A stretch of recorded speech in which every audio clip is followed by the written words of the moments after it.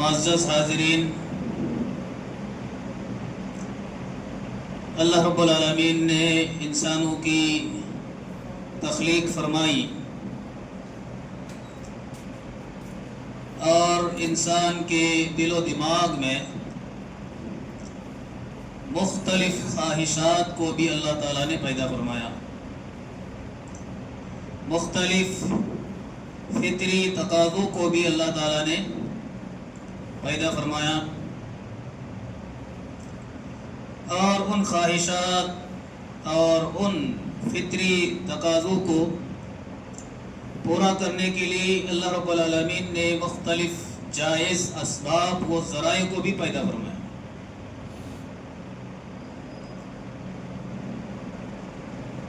اللہ تعالیٰ نے اس کائنات کو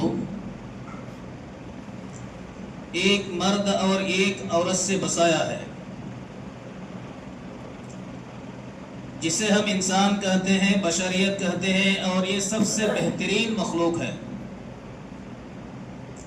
کائنات میں سب سے بہترین مخلوق، اشرف المخلوقات، مکرم و محترم مخلوقات انسانیت ہے۔ اللہ رب العالمین نے مرد و عورت کی بناوٹ میں، جسموں میں جنسی خواہشات کو بھی پیدا فرمایا،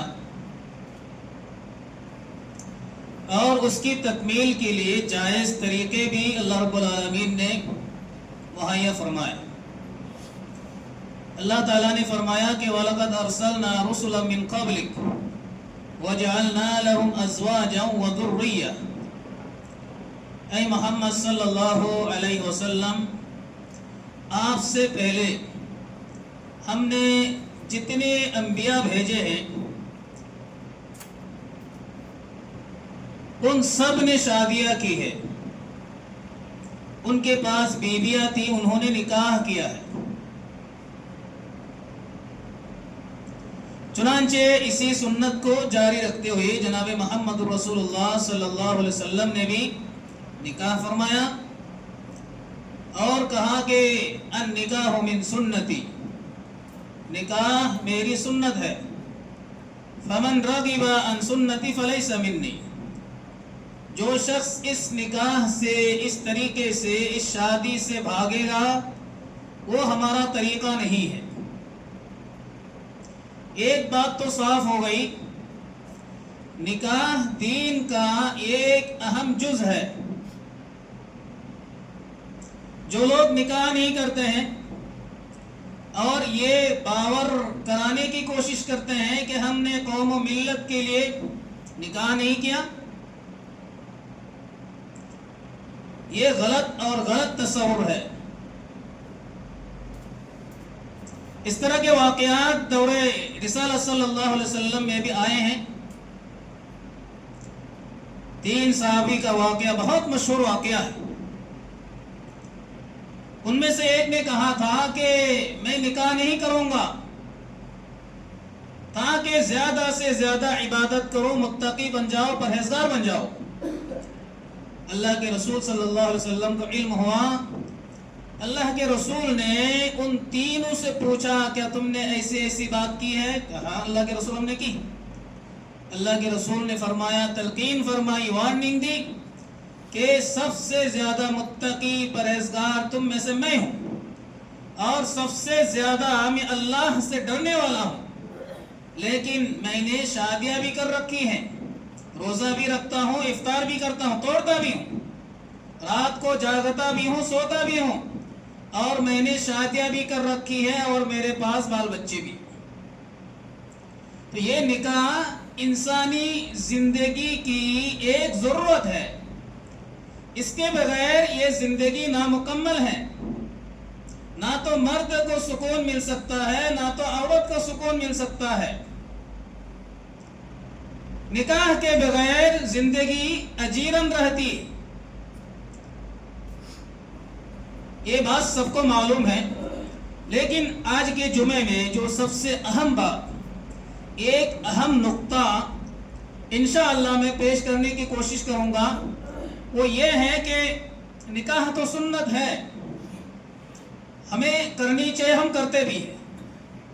100 में अगर आप गिनती करेंगे तो 1 2 4 निकलेंगे जिन्होंने निकाह नहीं किया हो, क्या सभी निकाह करते हैं? अल्हम्दुलिल्लाह।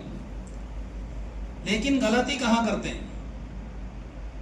अल्लाह ने कहा कि लितस्कुनु इलैहा, अज़वाजन लितस्कुनु इलैहा। निकाह को जो अल्लाह ने मशरू करार दिया है, एक बुनियादी वजह अल्लाह ने बतलाई ताकि तुम उससे सुकून हासिल करो। लेकिन आज देखा जाता है निकाह के बाद जिंदगी अजीरन बन जाती है। पहले जिंदगी बेहतर थी, निकाह के बाद जिंदगी जहन्नम बन गई, अजीरन बन गई। पहले रोशन था, अब अंधेरी आ गई जिंदगी में। तरह तरह के फितने, तरह तरह की बातें, तरह तरह के इल्जामात और क्या क्या चीजें होती रहती हैं, ये हमारे सामने बिल्कुल मौजूद, हम जानते हैं, हमें तजुर्बा भी है। ऐसा क्यों होता है? बल्कि अल्लाह ताला ने निकाह को सुकून का जरिया बतलाया। ये सिर्फ जिस्मानी सुकून नहीं है, जिस्मानी सुकून तो है ही, और भी वजअल बैनकुम मवद्दतन व रहमा। अल्लाह ताला ने कहा ताकि तुम्हारे दरमियान मवद्दत हो, रहमत हो, एक दूसरे से प्यार करो, मोहब्बत करो, एक दूसरे पर रहम करो। एक दूसरे से प्यार, एक दूसरे से मोहब्बत अगर की जाए फिर माहौल क्या बनेगा? क्या वो माहौल आज हमारी इज़्दिवाजी जिंदगी में है? नहीं है। लेकिन अक्सर व बेशतर यही देखा जाता है, सिर्फ शिकवा शिकायतें हैं। बीवी शौहर से राजी नहीं, शौहर बीवी से राजी नहीं, बहू सास से राजी नहीं, सास बहू से राजी नहीं, देवर भाभी से राजी नहीं, भाभी देवर से राजी नहीं। मतलब इस तरह की जो शिकवा शिकायतें, हमारे घरेलू शिकवा शिकायतें हैं, ये हमारे सामने बिल्कुल वाज़ेह हैं, जाहिर है, इसमें कोई शक शुबा नहीं है। ये चीज़ें होती क्यों हैं जबकि अल्लाह ने इसको सुकून का जरिया कहा? देखिए हम गलती कहाँ करते हैं, हम गलती कहाँ करते हैं? अल्लाह के रसूल सल्लल्लाहु अलैहि वसल्लम ने फरमाया, जब हम इंतखाब करते हैं किसी लड़की का या लड़के का, कैसे इंतखाब करना चाहिए? आप अपनी बेटी का निकाह करोगे किसी लड़के के साथ, आप इंतखाब कैसे करोगे कि हमें इस लड़के से निकाह करना है या नहीं करना है, इस लड़की से निकाह का बंधन जोड़ना है या नहीं जोड़ना है? तरीका क्या होगा? हम जो है तरीका में गलती कर जाते हैं। तरीका वो इख्तियार नहीं करते हैं जो तरीका अल्लाह के नबी सल्लल्लाहु अलैहि वसल्लम ने हमें दी, सहाबाए कराम ने हमें दी है। सहाबाए कराम ने अमली तरीके से, तजुर्बे से हमें जो पेश किया तरीका, वो तरीका आज मुसलमानों की अक्सरियत नहीं अपनाती। एक हदीस, आप हदीस गौर फरमाएं, इब्ने माजा की हदीस है। क्या तरीका होना चाहिए इंतखाब का, चाहे लड़का हो या लड़की? अल्लाह के रसूल ने फरमाया, इज़ा अताकुम मिम्मन तरज़ौना खुलुक़हु व दीनहु फज़व्विजुहु। जब तुम्हारे पास कोई लड़का आए निकाह का पैगाम लेकर, जब उसके दीन से, अखलाक से तुम राजी हो जाओ तो उससे निकाह कर दो। दीन से, अखलाक से तुम राजी हो जाओ तो उससे क्या कर दो? निकाह कर दो। यानी बात यह है कि लड़का क्या होना चाहिए? दीनदार होना चाहिए। अब दीनदार किसे कहते हैं?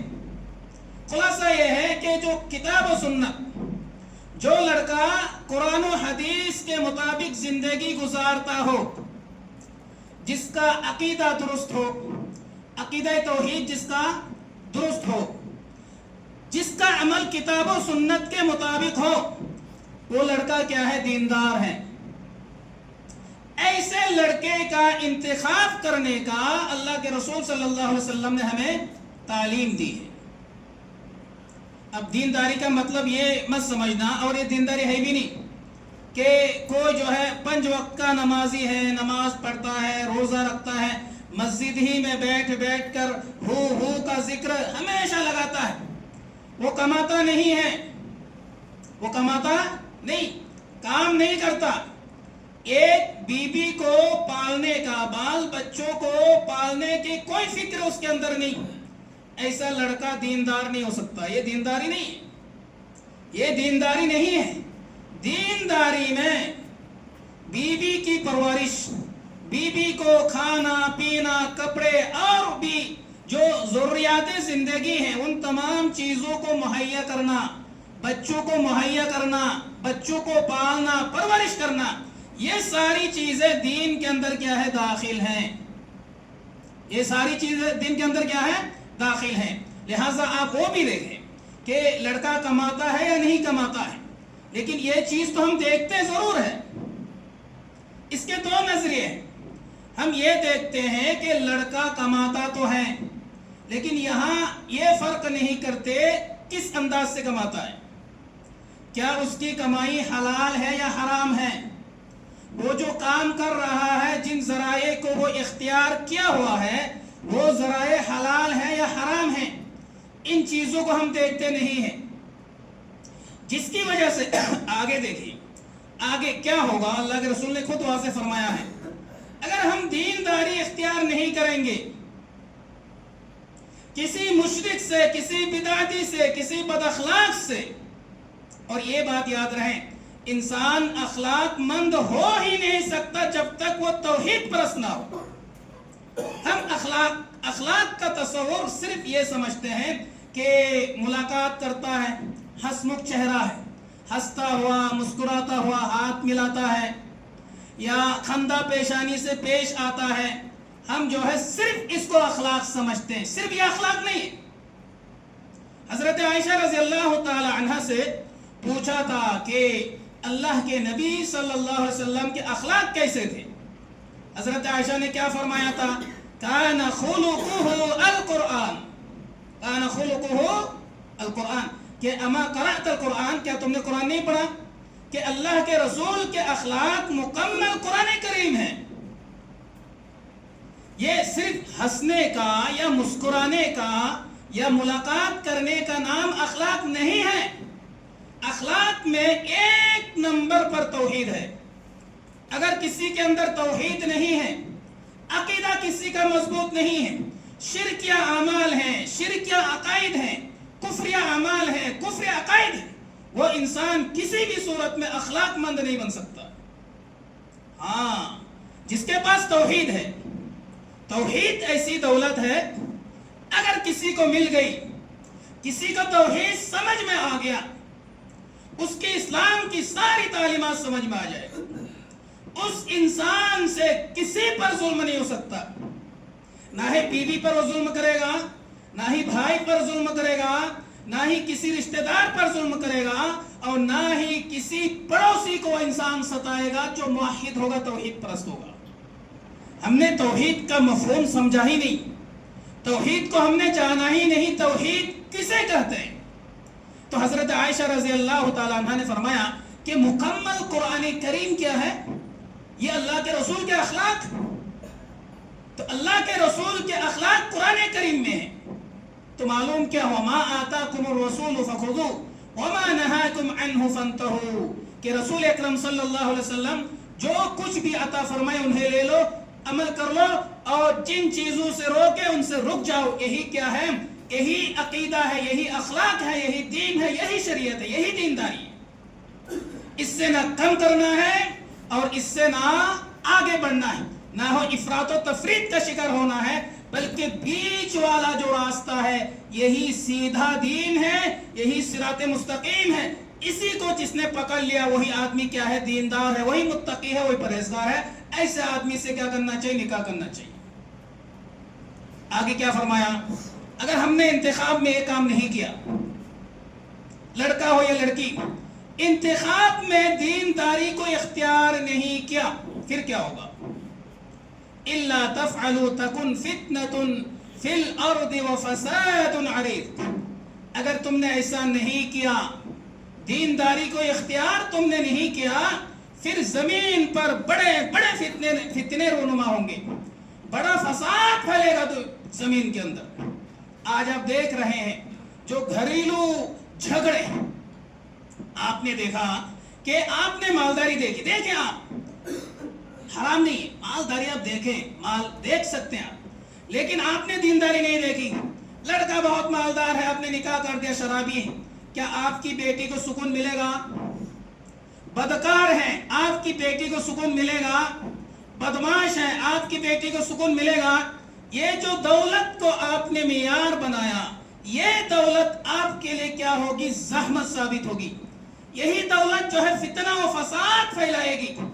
جب دین نہیں ہے، شریعت نہیں ہے، دینی احکامات پر لڑکا عمل نہیں کرتا ہے، اور طرح طرح کے گھریلو فتنے. اسی طرح دیکھیں آپ لڑکی کے بارے میں بھی، لڑکی کا انتخاب کیسے ہونا چاہیے. اللہ کے رسول صلی اللہ علیہ وسلم نے فرمایا کہ تنکح المرأة لأربع، ایک عورت سے 4 چیزوں کی بنیاد پر نکاح کیا جاتا ہے. لمالها، سب سے پہلے کیا کہا؟ مال کی وجہ سے، چونکہ انسانی فطرت ہے، سب سے پہلے مال دیکھتا ہے انسان. چونکہ اللہ کے رسول بہت حکیم، دانا اور بہت بصیرت والے تھے، معلوم ہے اللہ کے رسول کو انسان کی نظر سب سے پہلے مال پر پڑتا ہے. اگر مال ہے، بقیہ ہزاروں خرابیاں ہیں، وہ ساری خرابیاں کیا ہو جاتی ہیں؟ مائنس میں آ جاتی ہیں. اللہ کے رسول نے فرمایا ایک عورت سے 4 چیزوں کی بنیاد پر نکاح کیا جاتا ہے. کہ لمالہا، اس کے مال کی وجہ سے، کہ وَلِحَسَبِهَا، اور اس کے حسب نسب کے اعتبار سے. حسب نسب جانتے ہیں نا؟ حسب نسب جسے ہم برادر کہتے ہیں یہاں کی زبان میں، یا مختلف علاقوں کی زبان میں جسے برادری کہتے ہیں. برادری، حسب نسب، خاندان یا قبیلہ، برادری، ذات پات جسے کہا جاتا ہے. دیکھیں اس کی 2 شکلیں، ذات پات، خاندان، حسب نسب، برادری. یہ کوئی غلط چیز نہیں ہے، لیکن نکاح میں اس کو معیار بنانا غلط ہے. اللہ نے قرآن میں کیا کہا؟ وَجَعَلْنَاكُمْ شُعُوبًا وَقَبَائِلَ لِتَعَارَفُوا، ہم نے تمہیں مختلف قبائل میں پیدا کیا، مختلف قبیلوں میں تمہیں ہم نے پیدا کیا، مختلف خاندانوں میں، مختلف قبیلوں میں ہم نے تمہیں پیدا کیا. وجہ کیا؟ اللہ نے وجہ بتلائی، لِتَعَارَفُوا، تاکہ تم ایک دوسرے سے تعارف کر سکو، ایک دوسرے سے پہچان سکو، ایک دوسرے کو پہچان سکو. اس لیے ہم نے تمہیں قبیلوں میں، مختلف قبیلوں میں، مختلف خاندانوں میں ہم نے تمہیں پیدا کیا. ورنہ تمہاری اصل کیا ہے؟ ایک. تمہاری اصل کیا ہے؟ ایک. تم سب اولاد ہو آدم کے، سارے جتنے، یہاں تک کہ ہندو بھی، ساری انسانیت حضرت آدم کی کیا ہے؟ اولاد ہے. اللہ نے مختلف قبیلوں میں اس لیے پیدا کیا تاکہ ایک دوسرے کو پہچاننے میں کیا ہو؟ آسانی ہو، اس لیے پیدا کیا. ہم جو یہ شادی بیاہ میں جو برادری کو سب سے پہلے لاتے ہیں کہ ہمارے برادر کا ہے یا نہیں ہے، اس چیز کو ہم بنیاد بناتے ہیں، اس کو ترجیح دیتے ہیں. اسی کو کیا دیتے ہیں؟ ترجیح دیتے ہیں. اللہ کے رسول صلی اللہ علیہ وسلم اس کو معیار نہیں بنا رہے ہیں، سلف امت نے اس کو معیار نہیں بنایا ہے. یہ برادری، یہ مال، یہ دولت، یہ ذات پات، یہ خاندان، ان چیزوں کو نہ تو اللہ کے رسول نے، نہ ہی صحابہ کرام نے، نہ ہی سلف امت نے اس چیز کو معیار بنایا ہے، لیکن ہم بناتے ہیں، اور اس کے جو خراب نتائج ہے وہ ہمارے سامنے ہیں. اللہ کے رسول نے فرمایا کہ وَلِجَمَالِهَا، اور اسی طرح ایک عورت سے نکاح کیا جاتا ہے خوبصورتی کی بنیاد پر. ایک چیز مال، ایک حسب نسب، تیسرا کیا ہے؟ خوبصورتی. چوتھے نمبر پر اللہ کے رسول نے فرمایا وَلِدِينِهَا، اور دین کی وجہ سے، دینداری کی وجہ سے، کہ فَاظْفَرْ بِذَاتِ الدِّينِ، تم دینداری کو اختیار کر کے کامیاب ہو جاؤ. اب بتلائیے اس دیواجی زندگی میں ہمیں کامیابی کیوں نہیں مل رہی ہے؟ آپ ذرا خود ہی غور کر لیں. اس دیواجی زندگی میں ہمیں سکون کیوں نہیں مل رہا؟ ٹینشن ہی ٹینشن، گھر کا ماحول نہیں، شکوہ شکایتیں، सास बहू की लड़ाइयाँ, बहू सास ससुर की लड़ाइयाँ, एक दूसरे से शिकवा शिकायतें, इतने बड़े बड़े फितने घर के अंदर रोनुमा हो रहे हैं जिसे बयान करने की जरूरत नहीं है। यहां तक के कत्ल हो जाता है, कत्ल। सास बहू को कत्ल कर रही है, बहू सास को कत्ल कर रही, ना सास बहू का पकाया हुआ खाना खाती है, ना ही बहू सास का पकाया हुआ खाना खाती।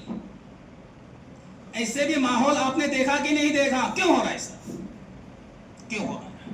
ये सिर्फ और सिर्फ ही इसलिए हो रहा है क्योंकि हमने इंतखाब के वक्त गलती की, दीनदारी को हमने तरजीह नहीं दी है।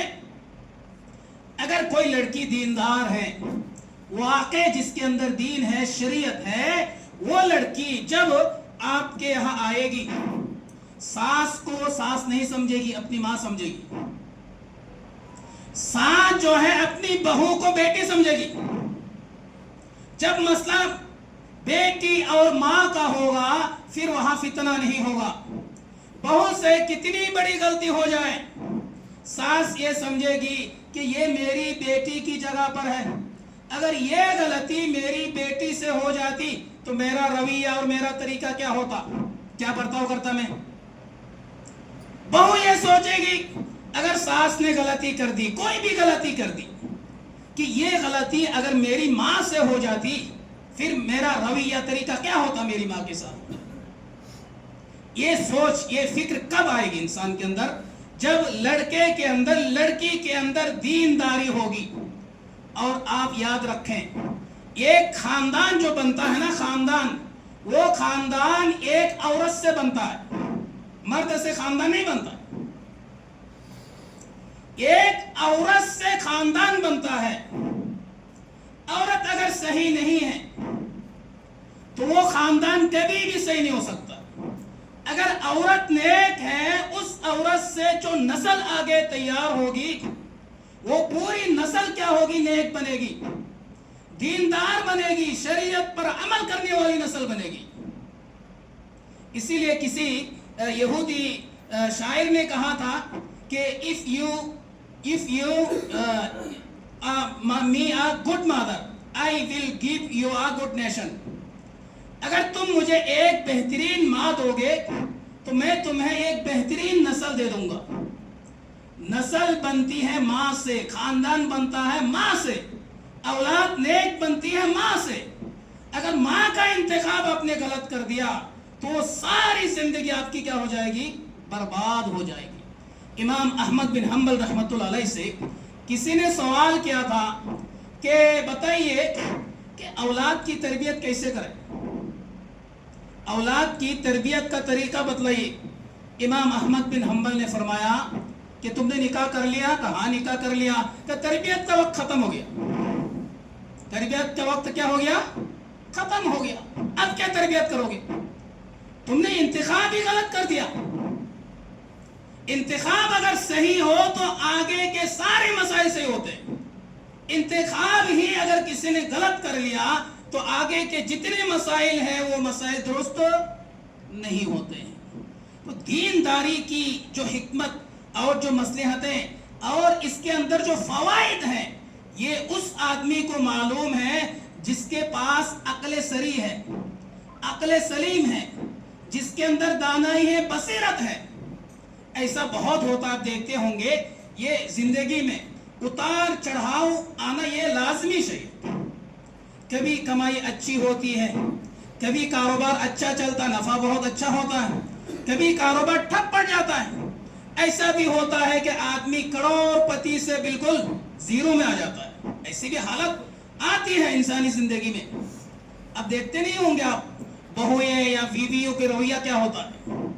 अगर लड़के से जॉब खत्म हो गया, नौकरी खत्म हो गई, या पहले जैसे कमा रहा था अब नहीं कमा पा रहा है, पहले हर ख्वाहिश को पूरी कर रहा था, जैसे कुछ उसने बोला फौरन ला कर दे दिया, अब नहीं ला पाता, उसके पास पैसे नहीं है, तिजारत नहीं सही चल रही है, जॉब खत्म हो गया है, माली इक्तिसादी हालत से वो दो चार हैं। देखते हैं क्या रवैया शौहर के साथ बरता जाता है। अगर औरत नेक हो तो ऐसी हालत में ایسی حالت میں مصیبت کے وقت، غم کے وقت، مشکلات کے وقت ایک نیک عورت کسی بھی صورت میں اپنے شوہر کو غم نہیں کرے گی، اپنے شوہر کو مایوس نہیں کرے گی، اپنے شوہر کا حوصلہ توڑے گی نہیں بلکہ حوصلہ اور جوڑے گی۔ آپ حضرت خدیجہ رضی اللہ تعالی عنہا کو پڑھا کہ نہیں پڑھا؟ اللہ کے رسول صلی اللہ علیہ وسلم جب پہلی وحی نازل ہوئی، اللہ کے رسول گھبراتے ہوئے آئے، کانپنے لگے، سو گئے، ڈر گئے۔ حضرت خدیجہ نے حوصلہ شکنی نہیں کی بلکہ حوصلہ افزائی فرمائی کہ اللہ رب العالمین آپ کو برباد نہیں کرے گا، آپ بہت اچھے ہیں، آپ لوگوں کے لیے خیر کا کام کرتے ہیں، آپ بھلائی کرتے ہیں، آپ کو کسی بھی صورت میں اللہ رب العالمین برباد نہیں کرے گا۔ اگر ہماری ماؤں میں، ہماری بہوؤں میں، ہماری بیویوں میں یہ سوچ حضرت خدیجہ کی جو فطرت تھی، حضرت خدیجہ کی جو طبیعت تھی، یہ طبیعت اگر ہماری عورتوں میں آ جائے تو اس دیواجی زندگی سے کتنے فتنے ختم ہوں گے، آپ اندازہ کر سکتے ہیں؟ اکثر و بیشتر فتنے کیا ہو جائیں گے؟ ختم ہو جائیں گے۔ عورت اگر صبر کرنے والی ہو، صبر کرنے والی عورت ایسے ہی نہیں مل جائے گی، دینداری ہوگی تب اس کے اندر کیا ہوگا؟ صبر ہوگا۔ صبر کے لیے دینداری ضروری ہے۔ تو یہ جو ہم انتخاب کرتے ہیں، انتخاب ہی ہمارا غلط ہوتا ہے۔ دینداری کو ہم جو ہے ترجیح نہیں دیتے ہیں، ہماری نظر مال پر، ہماری نظر خوبصورتی پر، ہماری نظر ذات پات پر، حسب نسب پر، برادری پر اور شہرتوں پر، عہدوں پر، منصبوں پر، مقاموں پر، رتبے پر، ان ساری چیزوں پر ہماری نظر ہوتی ہے۔ ہماری نظر جب دینداری پر نہیں ہوتی ہے، پھر جو ہونا ہے وہ ہو رہا ہے، جو ہونا ہے وہ ہو رہا ہے، اور یہ ہوگا۔ کس نے کہا تھا؟ اللہ کے رسول صلی اللہ علیہ وسلم نے فرمایا تھا کہ اگر دینداری اختیار نہیں کرو گے تم فتنے سے بچ نہیں پاؤ گے۔ تمہارا گھر جو ہے نا وہ فتنے کا اڈا بن جائے گا، فتنے کا مرکز بنے گا، بڑا بڑا فتنہ رونما ہوگا، گھر پہ ٹینشن ہی ٹینشن ہوگا، زندگی میں کہیں سکون نام جیسی چیز تمہیں نہیں ملے گی۔ آج دیکھے ہوں گے اسی طرح شادی بیاہ کے تعلق سے آپ دیکھیں کتنی غلط رسم و رواج، اسراف و تفضیل سے یہ مسلمان قوم بالکل لت پت ہے۔ نکاح کریں، نکاح یہ انبیاء کرام کی سنت ہے، اس سنت کو ادا کرنا بہت ضروری ہے، یہ دین کا ایک جز ہے۔ اسلام نے اس نکاح کو بہت ہی آسان فرمایا۔ بتائیے اللہ کے رسول صلی اللہ علیہ وسلم سے محبت صحابہ کرام سے زیادہ کوئی جماعت کر سکتی ہے؟ نہیں کر سکتی۔ آپ اگر پڑھیں گے ہر بات پر عمل، ہر بات پر عمل، اللہ کے رسول اگر کہے بیٹھ جاؤ فوراً بیٹھ جاتے، کھڑے ہو جاؤ فوراً کھڑے ہو جاتے۔ اللہ کے رسول نے جوتا کھول دیا، صحابہ بھی کھول دی۔ نماز کی حالت میں اللہ کے رسول نے جوتا کھول کر کے پھینک دیا، صحابہ کرام نے بھی پھینک دیا۔ یہاں تک کہ ابن عمر کے بارے میں آتا ہے کہ اللہ کے رسول جہاں جہاں جا کر ہنستے تھے وہ بھی وہاں جا کر ہنستے تھے، اللہ کے رسول جہاں پیشاب کرتے تھے وہ بھی وہاں جا کے پیشاب کرتے تھے، اللہ کے رسول جہاں جس انداز سے چلتے تھے وہ بھی اس انداز سے چلنے کی کوشش کرتے تھے۔ یہ محبت صحابہ کرام کی تھی۔ اب دیکھیے عبد الرحمن بن عوف جو جنتی صحابہ ہے، عبد الرحمن بن عوف نے نکاح کر لیا، اللہ کے رسول کو علم نہیں۔ ذرا سوچنے کا مقام ہے، اس جگہ پر ذرا سوچئے کہ اسلام میں شادی بیاہ کتنا آسان ہے۔ اس وقت یا اس وقت تک اللہ کے رسول سے زیادہ محترم، مکرم، مشرف، بزرگ شخصیت ہے دنیا میں؟ نہیں۔ صحابہ کے نزدیک بھی اللہ کے رسول کے ہر بات پر اپنی جان قربان دینے کے لیے تیار ہو جاتے صحابہ کرام۔ وہی عبد الرحمن بن عوف نکاح کرتے ہیں، اللہ کے رسول کو علم نہیں ہوتا۔ جب کوئی رنگین یا رنگ جیسی چیز سر پہ اللہ کے رسول کو نظر آیا تو اللہ کے رسول نے فرمایا عبد الرحمن بن عوف یہ رنگ کس چیز کا، کیسے رنگ لگا ہوا ہے؟ تب انہوں نے کہا کہ میں نے نکاح کر لیا۔ اس میں آپ منہج سمجھے کہ اسلام میں نکاح کتنا آسان ہے۔ ایک صحابی رسول نکاح کرتے ہیں، جو صحابی رسول اللہ کے رسول کے لیے جان تک قربان دینے کے لیے تیار، اللہ کے رسول کو علم نہیں ہوتا ہے، انہوں نے نکاح کر لیا۔ اب دیکھیے، جب اللہ کے رسول کو علم ہوا کہ عبد الرحمن بن عوف نے نکاح کر لیا، اللہ کے رسول نے ان کو گالیاں دی، برا بھلا کہا، لام تان کیا عبد الرحمن بن عوف کو۔ یہاں بھی ہمارا منہج بالکل بگڑا ہوا ہے۔ اگر ہم نے اپنی بیٹی کا نکاح کر دیا بڑی سادگی سے، بہت آسانی سے اگر ہم نے کر دیا، ہمارے جو مہمانان ہیں، جو مربیان ہیں، جو بزرگان ہیں ہمارے خاندان کے نسل کے، آس پاس کے، پڑوس کے، وہ برا مان جاتے ہیں۔ انہوں نے بیٹی کا نکاح کر دیا، ہمیں پتہ نہیں، میں چچا ہوں، میں خالو ہوں، میں دادا ہوں، میں جو ہے لیڈر ہوں، میں بزرگ ہوں، میں خاندان کا مربی ہوں، اس نے اپنے بیٹی کا نکاح کر دیا اور مجھے پتہ نہیں۔ کتنی غلط سوچ ہمارے اندر آ گئی ہے۔ اس طرح کی سوچ اور فکر نے بھی نکاح کو بہت مشکل کر دیا۔ کیوں نہیں برا مانا اللہ کے رسول نے؟ کیوں نہیں برا مانا؟ اللہ کے رسول اگر برا مانتے، یہی نکاح کیا ہو جاتا؟ مشکل ہو جاتا۔ چونکہ امت کے لیے خیر خواہ تھے اللہ کے نبی، اللہ کے رسول کی ہر بات، ہر عمل، ہر حرکت ہمارے لیے کیا ہے؟ حجت ہے۔ ہر طریقہ، ہر منہج ہمارے لیے کیا ہے؟ حجت ہے۔ یہ نکاح اتنا آسان نکاح کہ اللہ کے رسول صلی اللہ علیہ وسلم نے قرآن کی بعض آیاتوں کو مہر بنا کر اللہ کے رسول نے نکاح پڑھا دیا۔ لوہے کا ٹکڑا مہر بنا کر اللہ کے رسول نے نکاح بنا دیا۔ آپ دیکھیں اسی نکاح کو آج مسلمانوں نے کتنا مشکل کر دیا، کتنا مشکل کر دیا۔ ارے جن کے پاس دولت ہے، مال ہے، اللہ کا شکر ادا کرو۔ نکاح کی تقریبوں میں جو فضول خرچیاں، جو اسراف و تبذیر ہو رہا ہے، یہ اللہ رب العالمین کو کسی بھی صورت میں برداشت نہیں ہے۔ اللہ نے کہا کلو کلو واشربوا ولا تسرفوا، کھاؤ پیو اور اسراف نہ کرو۔ اسراف کا مطلب کیا ہے؟ یعنی جائز چیزوں میں آپ حد سے زیادہ خرچہ کر رہے ہیں۔ اور تبذیر کسے کہتے ہیں؟ ناجائز چیزوں میں آپ خرچہ کر رہے ہیں، جیسے گانا ہے، ڈانس ہے، لغو ہے، لہویات ہیں اور دیگر منکر فحش، منکر کی چیزوں کے پروگرام میں آپ خرچ کر رہے ہیں۔ یہ سب کیا ہے؟ تبذیر۔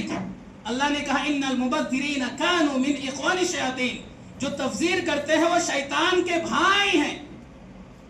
وقت ختم ہو چکا ہے۔ انشاءاللہ چونکہ یہ نکاح کا موسم چل رہا ہے، شادی بیاہ کا موسم چل رہا ہے، ہو سکتا آئندہ جمعہ میں بھی نکاح بیاہ کے جو غلط رسم و رواج آج معاشرے میں عام ہے اور اس کے جو برے نتائج ایک طبقہ پر آ رہا ہے، انشاءاللہ اس موضوع کے تعلق سے اور بھی چند